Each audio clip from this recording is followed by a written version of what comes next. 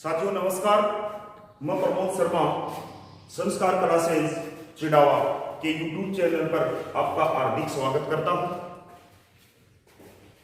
Political science के online classes में हम राष्ट्रपति का टॉपिक पढ़ रहे थे और राष्ट्रपति के टॉपिक में राष्ट्रपति की जो आपातकालीन शक्तियां हैं उसके बारे में हम अध्ययन कर चुके हैं। राष्ट्रपति की शक्तियां जब हमने शुरू की थी उसी समय आपको बताया था कि राष्ट्रपति की शक्तियों को दो भागों में विभाजित किया जाता है। कितने भागों में विभाजित किया जाता है?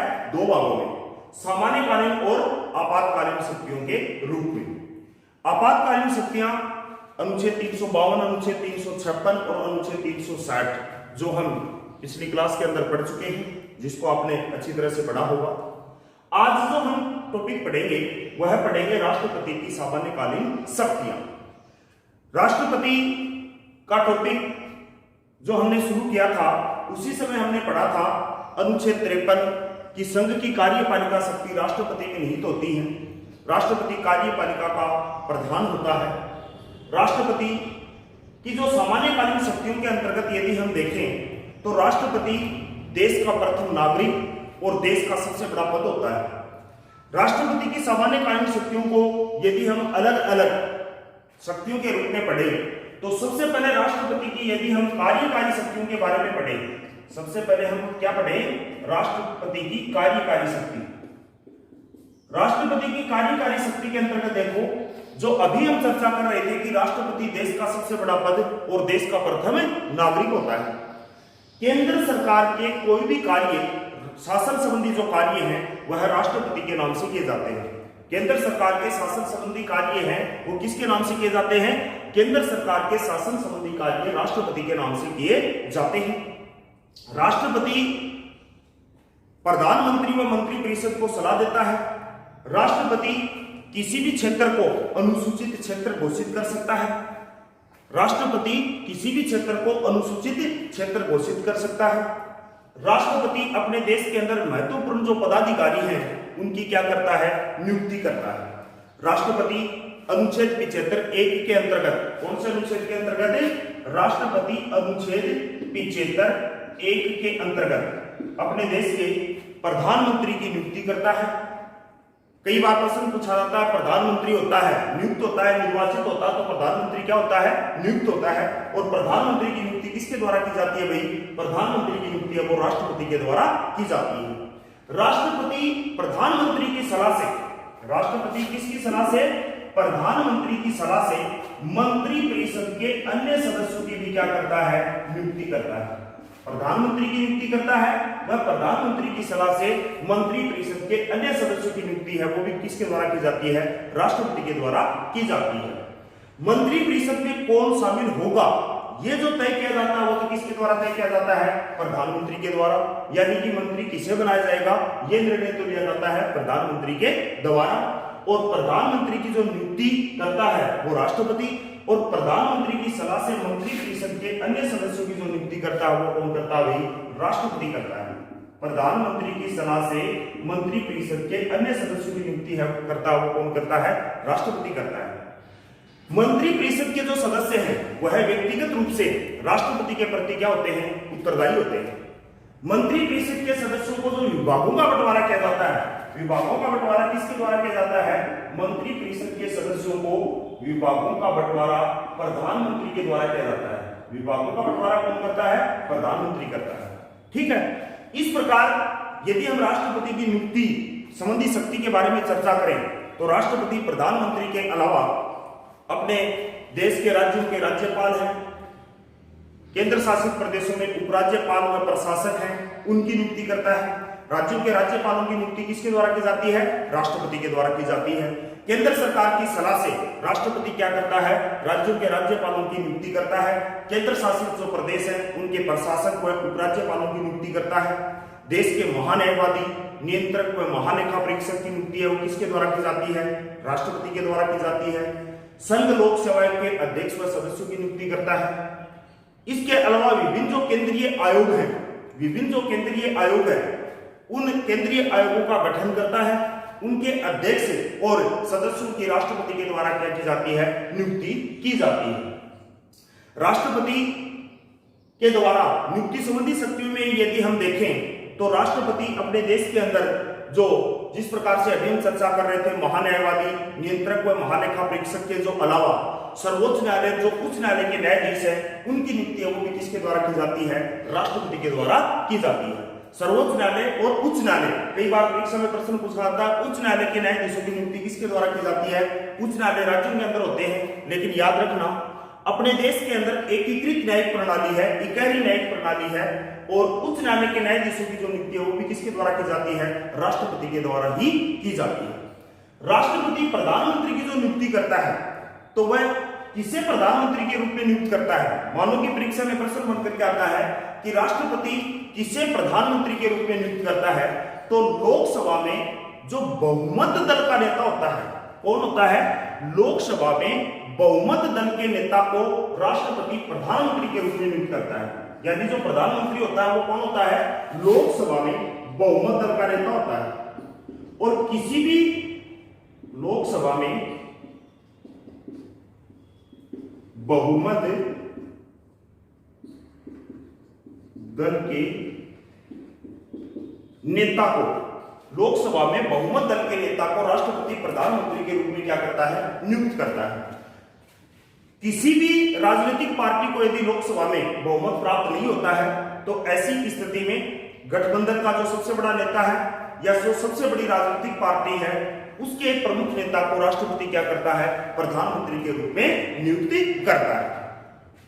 उसके बाद में राष्ट्रपति की विधायी शक्तियों के बारे में यदि हम चर्चा करें तो राष्ट्रपति केंद्र सरकार के द्वारा, यानी कि संसद जो अपने देश में कानून बनाने की सबसे बड़ी जो एक संस्था है, संसद द्वारा पारित कोई भी विधेयक राष्ट्रपति के हस्ताक्षर से ही कानून का रूप लेता है। जब तक राष्ट्रपति के हस्ताक्षर नहीं होंगे तब तक वह विधेयक कानून का रूप नहीं लेता है। संसद द्वारा पारित कोई भी विधेयक है वह राष्ट्रपति के हस्ताक्षर से ही क्या लेता है? संसद द्वारा पारित कोई भी विधेयक राष्ट्रपति के हस्ताक्षर से ही कानून का रूप लेता है। जब तक राष्ट्रपति के हस्ताक्षर नहीं होंगे वह विधेयक कानून का रूप नहीं लेगा।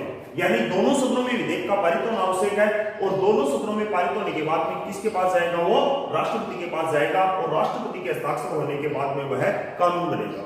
ठीक है। राष्ट्रपति को विधेयकों पर वीटो की शक्ति भी प्राप्त है। राष्ट्रपति को विधेयकों पर वीटो की शक्ति भी प्राप्त है, जिसका उल्लेख हम संविधान के कौन से अनुच्छेद में है? राष्ट्रपति को जो वीटो की शक्ति प्राप्त है उसका उल्लेख हम संविधान के अनुच्छेद 111 में है। राष्ट्रपति को विधेयकों पर 3 प्रकार की वीटो की शक्ति प्राप्त है। कितने प्रकार की वीटो की शक्ति प्राप्त है? 3 प्रकार की। साथियों याद रखना, वीटो अंग्रेजी भाषा का शब्द है। कौन सी भाषा का शब्द है? अंग्रेजी भाषा का शब्द है। और इस वीटो का हिंदी में जो अर्थ होता है वह क्या होता है? निषेधाधिकार। वीटो का हिंदी में जो अर्थ होता है वो क्या होता है? निषेधाधिकार। और इस निषेधाधिकार का जो अर्थ निकलता है वो क्या निकलता है? मैं मना करता हूं, मैं मना करता हूं, ये इसका अर्थ निकलता है। यानी राष्ट्रपति को जो वीटो की शक्ति प्राप्त है, 3 प्रकार की जो वीटो की शक्ति प्राप्त है, उसका सीधा सा मतलब क्या है कि राष्ट्रपति है वो विधेयकों के बारे में इनकार कर सकता है। राष्ट्रपति को जो 3 प्रकार की वीटो की शक्ति प्राप्त है, सबसे पहले यदि हम पढ़ें तो वो 3 प्रकार की जो वीटो है उनमें पहला जो वीटो आता है वो कौन सा आता है? पूर्ण वीटो। और इस पूर्ण वीटो का जो तात्पर्य है वो क्या है? राष्ट्रपति संसद द्वारा पारित किसी भी विधेयक को, राष्ट्रपति संसद द्वारा पारित विधेयक को यदि अपनी अनुमति देने से इनकार कर देता है तो उसे क्या कहा जाता है? पूर्ण वीटो कहा जाता है। लेकिन राष्ट्रपति सभी विधेयकों पर पूर्ण वीटो का प्रयोग नहीं कर सकता। राष्ट्रपति संसद द्वारा पारित विधेयक को अपनी अनुमति देने से, यानी अपने हस्ताक्षर करने से, अपनी स्वीकृति देने से इनकार कर देता है तो उसे क्या कहा जाता है? पूर्ण वीटो कहा जाता है। लेकिन राष्ट्रपति सभी विधेयकों पर पूर्ण वीटो का प्रयोग नहीं कर सकता। राष्ट्रपति किस प्रकार के विधेयकों पर पूर्ण वीटो का प्रयोग कर सकता है? गैर सरकारी विधेयकों पर। याद रखना, बहुत ही अच्छा प्रश्न है। राष्ट्रपति किस प्रकार के विधेयकों पर पूर्ण वीटो का प्रयोग कर सकता है? तो उसका जवाब क्या होगा? गैर सरकारी विधेयकों पर। किस प्रकार के विधेयकों पर किस प्रकार के विधेयक पर पूर्ण वीटो का प्रयोग कर सकता है राष्ट्रपति? गैर सरकारी विधेयकों पर। और ये गैर सरकारी विधेयक क्या होते हैं? वह विधेयक जो किसी मंत्री परिषद के सदस्य के द्वारा प्रस्तुत नहीं किया गया है, उस विधेयक को गैर सरकारी विधेयक कहा जाता है। जिस विधेयक को किसी मंत्री परिषद सदस्य के द्वारा प्रस्तुत किया गया है, उस विधेयक को क्या कहा जाता है? सरकारी विधेयक कहा जाता है। मंत्री परिषद सदस्य के द्वारा प्रस्तुत किए गए विधेयक को तो क्या कहते हैं? सरकारी विधेयक। और मंत्री परिषद के अलावा संसद के किसी अन्य सदस्य के द्वारा प्रस्तुत किए गए विधेयक को क्या कहा जाता है? गैर सरकारी विधेयक कहा जाता है।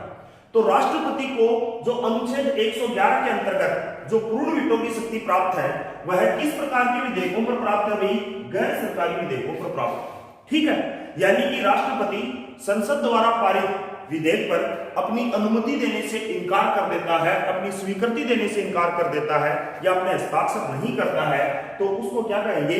पूर्ण वीटो कहेंगे। और राष्ट्रपति इस पूर्ण वीटो का प्रयोग किस प्रकार के विधेयकों पर कर सकता है? बहुत ही इंपॉर्टेंट प्रश्न है, गैर सरकारी विधेयकों पर। साथियों, गैर सरकारी विधेयक क्या होते हैं? गैर सरकारी विधेयक जो मंत्री परिषद के अलावा किसी अन्य संसद के सदस्य के द्वारा प्रस्तुत किए जाते हैं, उसे गैर सरकारी विधेयक कहा जाता है। और सरकारी विधेयक जिसके ऊपर राष्ट्रपति को वीटो का अधिकार नहीं है, ये सरकारी विधेयक कौन से होते हैं? मंत्री परिषद के सदस्यों द्वारा प्रस्तुत विधेयक को सरकारी विधेयक कहा जाता है। तो राष्ट्रपति को सरकारी विधेयकों पर वीटो का प्रयोग या वीटो की शक्ति है वो प्राप्त नहीं है। दूसरे देखो, जो राष्ट्रपति को 3 प्रकार की वीटो की शक्ति प्राप्त है, उसमें जो दूसरी वीटो की शक्ति प्राप्त है वो कौन सी है? एक तो गई पूर्ण वीटो। दूसरी जो वीटो की शक्ति राष्ट्रपति को प्राप्त है, दूसरी जो राष्ट्रपति को वीटो की शक्ति प्राप्त है, वह कौन सी है? Pocket veto.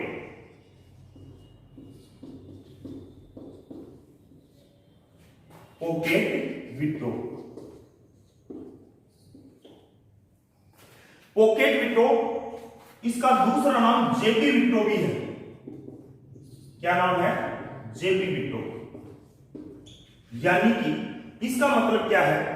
राष्ट्रपति किसी विधेयक को न तो संसद के पास पुनर्विचार के लिए वापस लौटाता है और न उसके ऊपर अपनी अनुमति देता है। यानी कहने का मतलब राष्ट्रपति किसी विधेयक को अपने पास पड़ा रख लेता है, न तो उसे वापस लौटा रहा है और न उसके ऊपर अपनी स्वीकृति दे रहा है, अपनी अनुमति दे रहा है, न उसके ऊपर हस्ताक्षर कर रहा है। तो राष्ट्रपति की इस जो वीटो की शक्ति को क्या कहा जाएगा? पॉकेट वीटो कहा जाएगा। ठीक है, यानी राष्ट्रपति किसी भी विधेयक को कितने समय तक अपने पास में पड़ा रख सकता है। इसका अपने देश के संविधान में कहीं पर भी समय सीमा का प्रावधान नहीं है कि राष्ट्रपति किसी भी विधेयक को कितने समय तक अपने पास में पड़ा रख सकता है। हालांकि राष्ट्रपति को सभी विधेयकों के ऊपर पॉकेट वीटो का अधिकार नहीं है। राष्ट्रपति संविधान संशोधन विधेयक के ऊपर और राष्ट्रपति को वित्त विधेयक के ऊपर, किसी भी प्रकार की संविधान संशोधन विधेयक है, वित्त विधेयक है, इनके ऊपर राष्ट्रपति है वो अपनी अनुमति देने के लिए बाध्य है। राष्ट्रपति इसके लिए जो मतलब अधिक समय तक इन्हें अपने पास में रख भी नहीं सकता और पुनर्विचार के लिए इसे वापस है वो भी नहीं लौटा सकता। आज तक पॉकेट वीटो का प्रयोग करने वाले अपने देश के एकमात्र जो राष्ट्रपति हुए हैं, वह कौन हुए हैं? ज्ञानी जैल सिंह। ज्ञानी जैल सिंह जो अपने देश के आज तक के एकमात्र सिख राष्ट्रपति हुए हैं। ज्ञानी जैल सिंह जो आज तक के अपने देश के सबसे कम पढ़े लिखे राष्ट्रपति हुए हैं। ज्ञानी जैल सिंह के कार्यकाल में ज्ञानी जैल सिंह ने डाकघर संशोधन विधेयक पर 1986 में ज्ञानी जैल सिंह के द्वारा जो पॉकेट वीटो का प्रयोग किया गया था, वो कब किया गया था भाई? 1986 में। और कौन से विधेयक पर? डाकघर संशोधन विधेयक पर। डाकघर संशोधन विधेयक पर ज्ञानी जैल सिंह ने क्या किया था? डाकघर संशोधन विधेयक पर ज्ञानी जैल सिंह ने पॉकेट वीटो का प्रयोग किया था। ठीक है, तो पॉकेट वीटो का प्रयोग करने वाले अपने देश के जो एकमात्र राष्ट्रपति हुए हैं वो कौन हुए हैं? पॉकेट वीटो का जो प्रयोग करने वाले अपने देश के एकमात्र जो राष्ट्रपति हुए हैं वो कौन हुए हैं? ज्ञानी जैल सिंह हुए हैं। ज्ञानी जैल सिंह ने पॉकेट वीटो का जो प्रयोग किया था वो कब किया था? 1986 में किया था। कौन से विधेयक पर ज्ञानी जैल सिंह के द्वारा पॉकेट वीटो का प्रयोग किया गया था? डाकघर संशोधन विधेयक पर ज्ञानी जैल सिंह ने पॉकेट वीटो का प्रयोग किया था। तो पॉकेट वीटो का सीधा सा जो मतलब आपने समझा है वो क्या है? जब राष्ट्रपति किसी भी विधेयक को न तो संसद के पास पुनर्विचार के लिए वापस लौटा रहा है और न उसके ऊपर अपनी अनुमति दे रहा है, यानी कि अपने पास में उसे पड़ा रख लेता है, तो उस प्रकार की वीटो की शक्ति को क्या कहा जाएगा? पॉकेट वीटो कहा जाएगा। अब यहां पर प्रश्न यह खड़ा हो रहा है कि राष्ट्रपति किसी भी विधेयक को अधिकतम कितने समय तक अपने पास में पड़ा रख सकता है या अपने पास में रख सकता है? तो इसका अपने देश के संविधान में समय सीमा का प्रावधान नहीं है। राष्ट्रपति किसी भी विधेयक को कितने भी समय तक अपने पास में क्या रख सकता है? सुरक्षित रख सकता है। इसके बाद में जो तीसरे प्रकार की जो वीटो की शक्ति है वह कौन सी है? निलंबनकारी वीटो की शक्ति। एक तो हो गया पूर्ण वीटो और दूसरा कौन सा हो गया? पॉकेट वीटो, और तीसरा है वो कौन सा है? निलंबनकारी वीटो। निलंबनकारी वीटो, निलंबनकारी वीटो, निलंबनकारी वीटो, इसका मतलब संसद द्वारा पारित विधेयक को राष्ट्रपति, संसद द्वारा पारित विधेयक को राष्ट्रपति पुनर्विचार के लिए लौटाकर उसमें समय निकालने का यदि कार्य कर रहा है तो राष्ट्रपति की इस शक्ति को क्या कहा जाएगा? निलंबनकारी वीटो की शक्ति कहा जाएगा। हालांकि याद रखना, राष्ट्रपति किसी भी विधेयक को पुनर्विचार के लिए केवल एक बार मंत्रिपरिषद के पास में लौटा सकता है। दूसरी बार मंत्रिपरिषद की सलाह को मानने के लिए राष्ट्रपति क्या है? बाध्य है। राष्ट्रपति परीक्षा में प्रश्न पूछा जाए आपसे कि राष्ट्रपति किसी भी विधेयक को मंत्रिपरिषद के पास कितनी बार पुनर्विचार के लिए वापस लौटा सकता है? तो आपका जवाब क्या होगा? एक बार। परीक्षा में प्रश्न पूछा जा सकता है, क्या राष्ट्रपति मंत्रिपरिषद की सलाह को मानने के लिए बाध्य है? तो आपका जवाब क्या होगा? बाध्य है। यानी राष्ट्रपति की जो शक्तियां हम पढ़ रहे हैं, राष्ट्रपति के कार्यों के बारे में पढ़ रहे हैं, उनके क्षेत्राधिकार के बारे में जो हम पढ़ रहे हैं, राष्ट्रपति की जो कार्य और शक्तियां हैं, राष्ट्रपति मंत्रिपरिषद की सलाह से क्या करता है? कार्य करता है। उसकी सलाह को मानने के लिए क्या है? बाध्य है। तो राष्ट्रपति किसी विधेयक को मंत्रिपरिषद के पास पुनर्विचार के लिए लौटाकर और उसमें समय निकालने का यदि कार्य कर रहा तो उसे क्या कहा जाएगा? निलंबनकारी वीटो कहा जाएगा। और राष्ट्रपति केवल एक बार क्या कर सकता है? किसी भी विधेयक को पुनर्विचार के लिए वापस है वो लौटा सकता है। तो इस प्रकार राष्ट्रपति को तीन प्रकार की क्या है? वीटो की शक्ति है वो प्राप्त है। उसके बाद में देखो, राष्ट्रपति को संसद के जो दो सदन है, लोकसभा और राज्यसभा, संसद के इन दोनों सदनों में, राज्यसभा के अंदर तो राष्ट्रपति को 12 सदस्य मनोनीत करने का अधिकार है। राज्यसभा में तो राष्ट्रपति को कितने सदस्य मनोनीत करने का अधिकार है? 12 सदस्य मनोनीत करने का अधिकार है। और लोकसभा में राष्ट्रपति को कितने सदस्य मनोनीत करने का अधिकार है? लोकसभा में राष्ट्रपति को 2 सदस्य मनोनीत करने का अधिकार है। लोकसभा में कितने सदस्य? 2 सदस्य मनोनीत करने का अधिकार है। इन दोनों की यदि हम बात करें तो संसद के अंदर जो टोटल मनोनीत सदस्य हो गए वो कितने हो गए? 14 सदस्य हो गए। यानी कि राष्ट्रपति संसद में कुल कितने सदस्य मनोनीत कर सकता है? 14 सदस्य मनोनीत कर सकता है। 12 सदस्य तो राज्यसभा में और 2 सदस्य लोकसभा में मनोनीत कर सकता है। राष्ट्रपति के द्वारा जो राज्यसभा में 12 सदस्य मनोनीत किए जाते हैं वह कला, साहित्य, भाषा व समाज सेवा से क्या होते हैं? जुड़े हुए होते हैं। लोकसभा में जो 2 सदस्य मनोनीत करने का राष्ट्रपति को जो अधिकार है वो आंग्ल भारतीय समुदाय से होते हैं। हालांकि अब इस आंग्ल भारतीय समुदाय के सदस्यों को जो मनोनीत करने का प्रावधान था उसे लोकसभा में क्या कर दिया गया है? समाप्त कर दिया गया है। लोकसभा के अंदर 2 एंग्लो इंडियन समुदाय या आंग्ल भारतीय समुदाय के जो सदस्य हैं वो अब राष्ट्रपति है वो मनोनीत नहीं करेगा। लेकिन संविधान के अनुच्छेद 331 के अंतर्गत लोकसभा के अंदर राष्ट्रपति को 2 सदस्य मनोनीत करने का है वो क्या है? अधिकार है। इसके अलावा देखो, राष्ट्रपति दिल्ली का जो मुख्यमंत्री है उसकी भी क्या करता है? नियुक्ति करता है। परीक्षा में प्रश्न पूछा जाए दिल्ली के मुख्यमंत्री की नियुक्ति किसके द्वारा की जाएगी?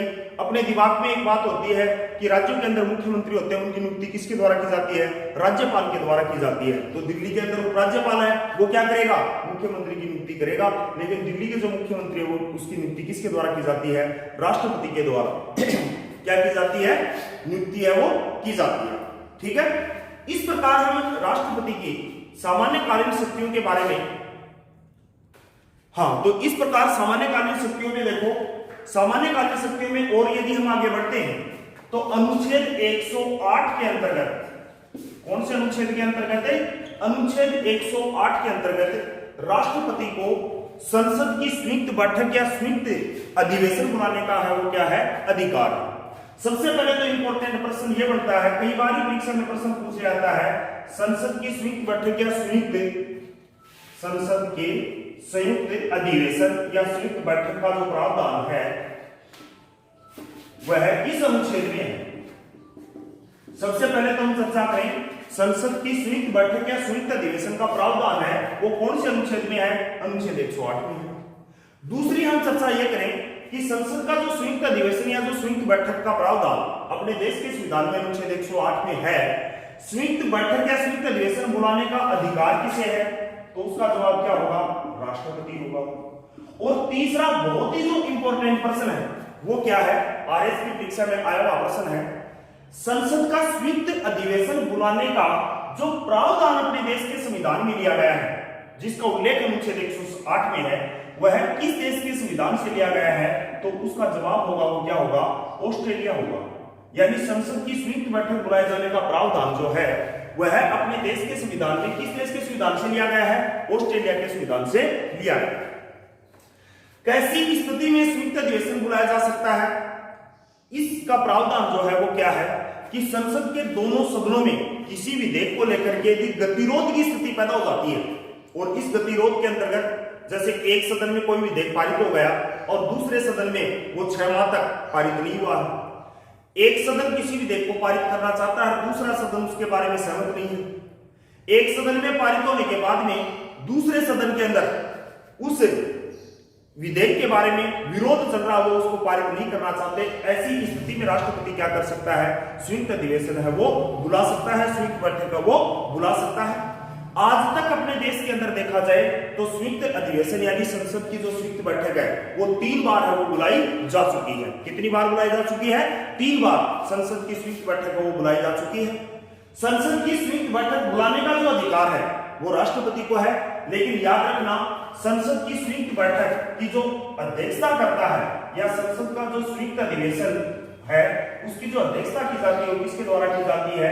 लोकसभा अध्यक्ष के द्वारा की जाती है। और यदि लोकसभा अध्यक्ष अनुपस्थित है तो लोकसभा का उपाध्यक्ष इसकी अध्यक्षता करेगा, और लोकसभा अध्यक्ष और उपाध्यक्ष दोनों ही यदि अनुपस्थित हैं तो राज्यसभा का जो उपसभापति होता है वो संयुक्त बैठक की क्या करता है? अध्यक्षता करता है। राज्यसभा का उपसभापति क्या करेगा? संयुक्त अधिवेशन की अध्यक्षता करेगा। बहुत ही इंपॉर्टेंट प्रश्न है।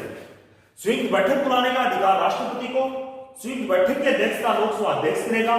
अध्यक्ष की अनुपस्थिति में जो अध्यक्षता है वो की जाएगी, किसके द्वारा की जाएगी? लोकसभा के उपाध्यक्ष के द्वारा की जाएगी।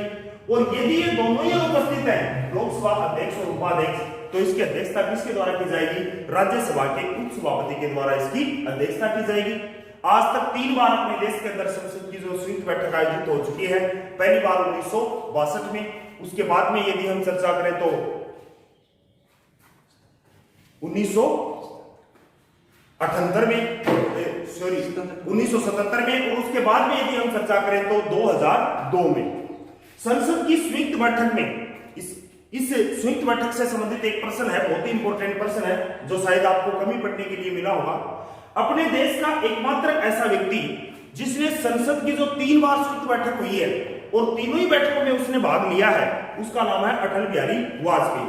अटल बिहारी वाजपेयी अपने देश के एकमात्र ऐसे व्यक्ति हैं जिन्होंने संसद की आज तक अपने देश में 3 बार संयुक्त अधिवेशन या संयुक्त बैठक में क्या लिया है? भाग लिया है। तो आज तक अपने देश के अंदर 3 बार संयुक्त बैठक आयोजित हो चुकी है, जिसका उल्लेख है वो अनुच्छेद 108 में। उसके बाद में हम राष्ट्रपति की सैन्य शक्तियों के बारे में पढ़े। अगली जो हम राष्ट्रपति की शक्ति पढ़े वो कौन सी पढ़े? राष्ट्रपति की सैन्य शक्ति। राष्ट्रपति की सैन्य शक्ति देखो, राष्ट्रपति तीनों सेनाओं का सर्वोच्च सेनापति होता है। अपने देश में तीनों सेनाओं का जो सर्वोच्च सेनापति होता है वो कौन होता है? राष्ट्रपति होता है। राष्ट्रपति के द्वारा 3 जो सेना अपने देश में, वायुसेना है, थल सेना है और नौसेना जो है, उन तीनों सेनाओं के प्रमुखों की राष्ट्रपति द्वारा क्या की जाती है? नियुक्ति की जाती है।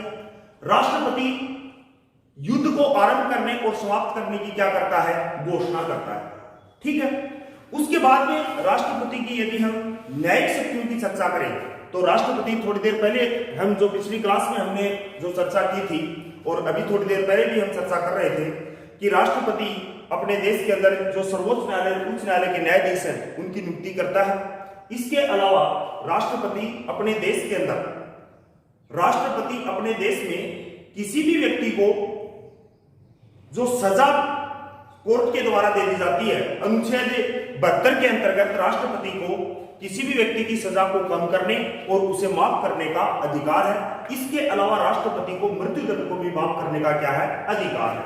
कई बार परीक्षा में प्रश्न पूछा जाता है राष्ट्रपति को जो क्षमादान की शक्ति प्राप्त है उसका उल्लेख वो कौन से अनुच्छेद में है, अनुच्छेद 72 में है। इसके अंतर्गत राष्ट्रपति किसी भी व्यक्ति की सजा को कम कर सकता है, माफ कर सकता है तथा उसके मृत्यु दंड को भी वो क्या कर सकता है, माफ करने का राष्ट्रपति को अधिकार है। इस प्रकार से अनुच्छेद 71 में तो किस चीज का उल्लेख है कि जब राष्ट्रपति उपराष्ट्रपति के निर्वाचन के संबंध में किसी प्रकार का विवाद हो जाता है तो उसका निपटारा किसके द्वारा होगा, सर्वोच्च न्यायालय के द्वारा होगा। जो आगे हम सर्वोच्च न्यायालय के टॉपिक में इसको अच्छी तरह से क्लियर करेंगे। और अनुच्छेद 72 में राष्ट्रपति की है वो क्या है, राष्ट्रपति की क्षमादान की शक्तियां हैं। इसके अंतर्गत राष्ट्रपति किसी व्यक्ति की सजा को कम कर सकता है, माफ कर सकता है तथा मृत्यु दंड को है वो भी उसे माफ करने का क्या है, अधिकार है। ठीक है, इस प्रकार से ये राष्ट्रपति की सामान्य कार्य शक्तियां हैं और इसके प्रमुख जो अपने आज तक जो राष्ट्रपति हुए उनके बारे में हम अगली क्लास में पढ़ेंगे। ठीक।